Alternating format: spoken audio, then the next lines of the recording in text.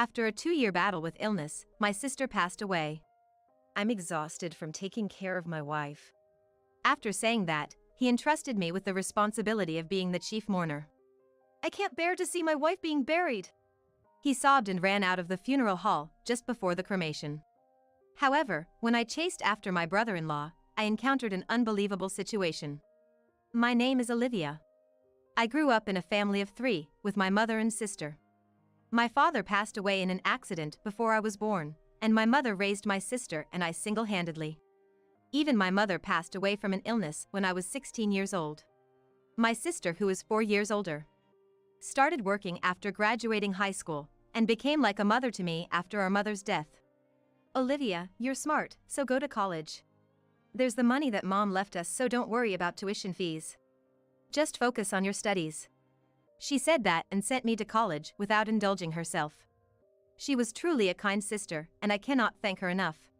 As soon as I graduated from college and got a job, my sister decided to get married. After living together for so long, it was really sad to separate from my sister. But I was happy to see her looking so happy. My sister gave birth to a sweet daughter and the 3 of them built a warm family. Time passed, and now I'm 40 years old. My sister turned 44. Unlike my sister, I got too absorbed in work and I'm still single. That day, I was on my way back to the office after finishing my lunch break. While waiting for the traffic light at an intersection, my smartphone rang. I looked at the display and saw that it was from my brother-in-law. It was a call from my brother-in-law, which was rare. Hello? Brother-in-law? What's up? Oh, Olivia. Is this a good time? Yeah. I'm outside, so it's noisy. Can you hear me? Yeah, I can hear you. Listen, my wife passed away. What? My mind went blank and my feet stopped moving. The traffic light turned green. Even though it turned green, I stood frozen on the sidewalk, and passers-by glanced at me as they walked past. You're kidding, right? I finally replied to my brother-in-law. Yesterday, her conditions suddenly worsened. It happened so quickly. My sister had been in poor health for about 2 years, going in and out of the hospital. I contacted my sister and visited her as much as I could. But recently, I couldn't go to see her because I was busy with work. I had heard from her emails that she had been receiving home care recently. She mentioned that a home care worker came twice a week. My health has stabilized, so don't worry. Seeing those words in my sister's email, I had convinced myself that she was doing well and recovering at home. But was that really the case? My sister was so kind, maybe she had sent me those words to not make me worry. I deeply regretted not being able to visit her due to my busy work schedule. Thanks to my sister, I was able to graduate from college. Because of that, I was able to join the company I had hoped for. But still, I couldn't help but think that I wasn't able to do anything for my sister when she was suffering the most.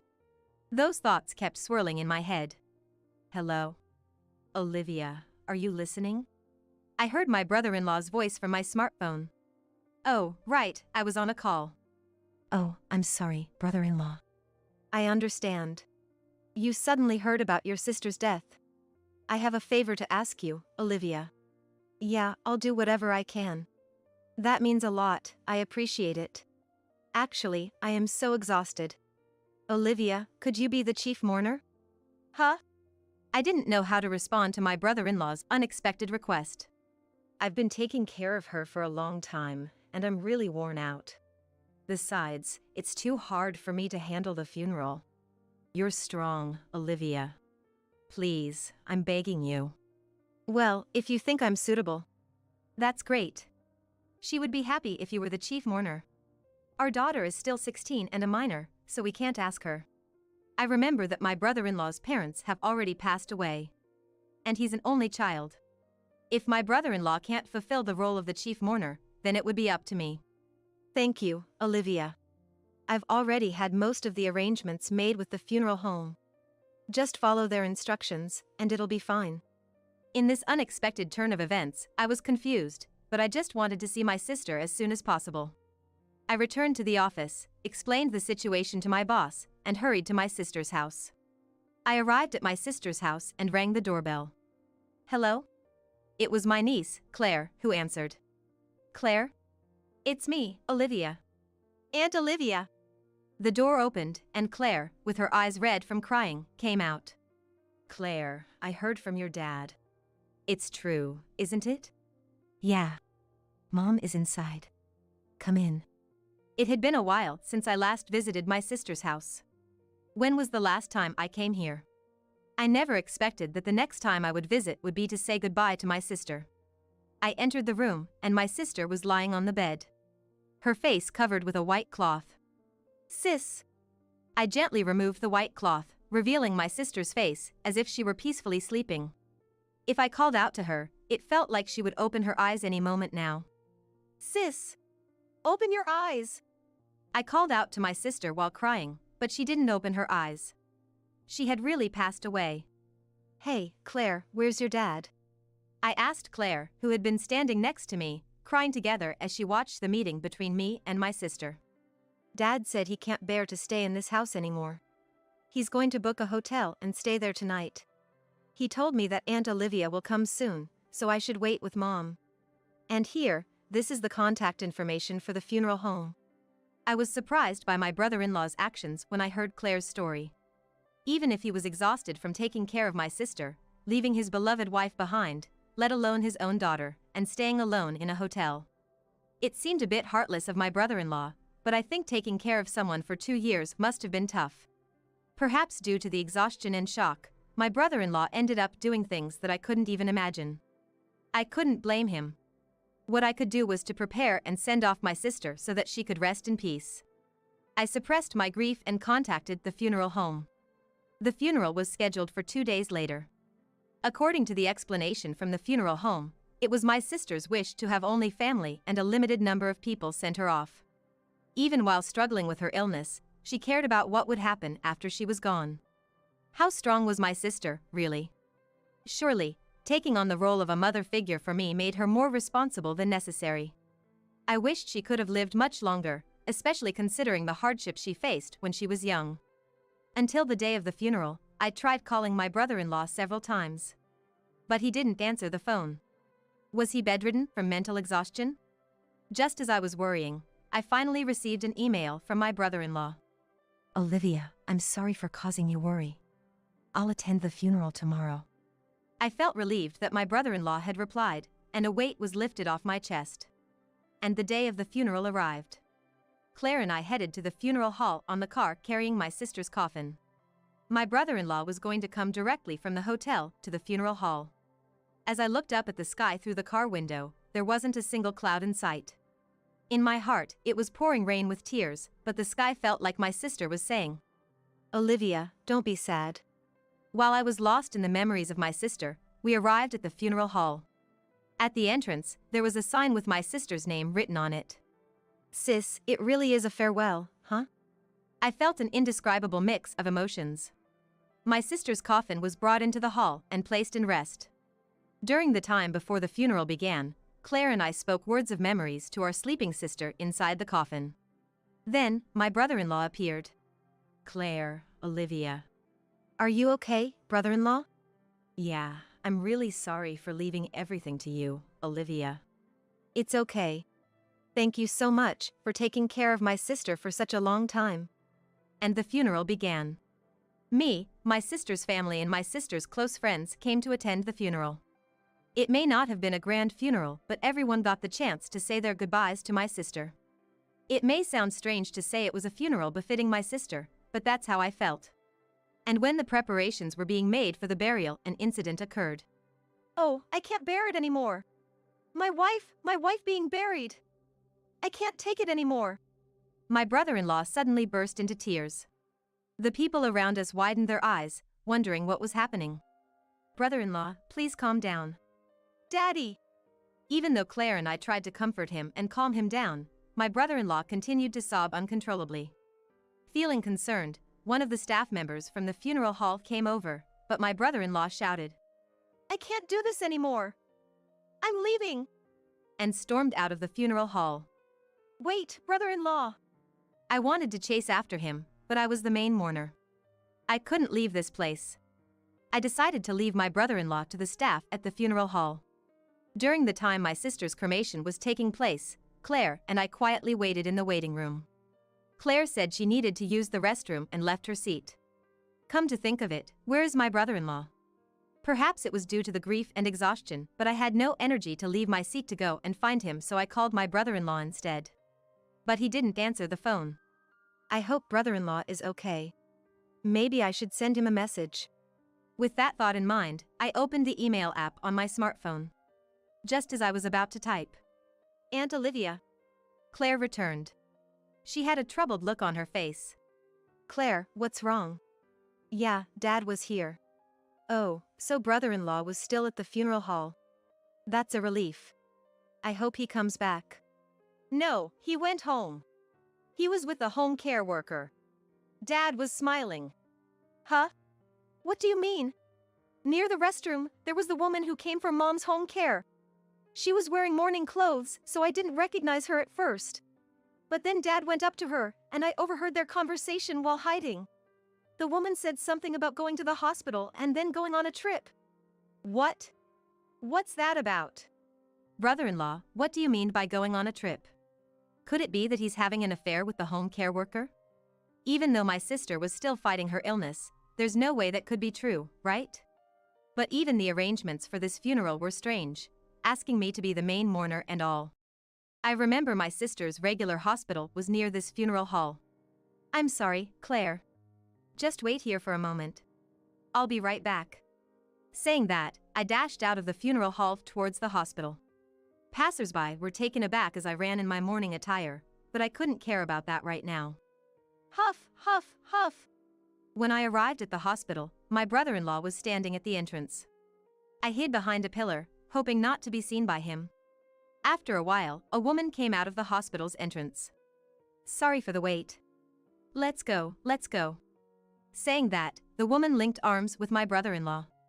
"Nevertheless, your acting was top-notch. I couldn't bear it anymore, my wife turning into ashes." "Please stop. If I didn't do that, I wouldn't have been able to leave that place, right? But is it okay for you to go on a trip during your wife's funeral?" "Oh, it's fine. I'm supposed to be at the hotel. And everything else will be taken care of by my sister-in-law. She's single and proactive, so I can rely on her." What on earth? Even though my sister is gone, my brother-in-law is happily chatting with another woman. To show me something like this on the day I bid farewell to my precious sister.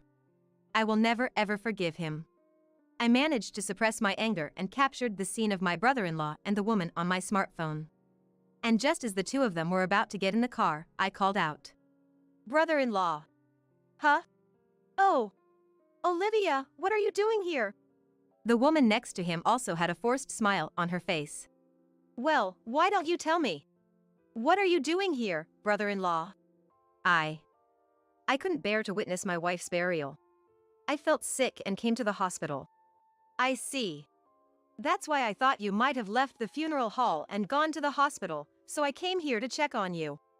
I'm pretty proactive, you know." Well. Upon hearing my words, my brother-in-law's face froze in shock, unable to say anything. "Well, the cremation will be over soon. Let's go back to the funeral hall. Oh, by the way, you should come with us." I said that and glared at the nurse. "Oh, no, Even if I have to drag her, I'll take her with us. I'm serious." "You should come too." Okay," she replied with a dragged expression. In the car on the way back to the funeral hall, it felt like we were in the midst of a funeral. When we arrived at the funeral hall, Claire was waiting anxiously. "Claire, I'm sorry for leaving you alone. Aunt Olivia, they're about to call us soon." "Oh, Dad." Yeah. Claire." My brother-in-law replied with watery eyes. And after the burial was over, my brother-in-law, Claire, myself, and the friends who cherished my sister said our goodbyes to her quietly. I had the nurse wait outside. I couldn't allow the mistress to be present while we said our goodbyes.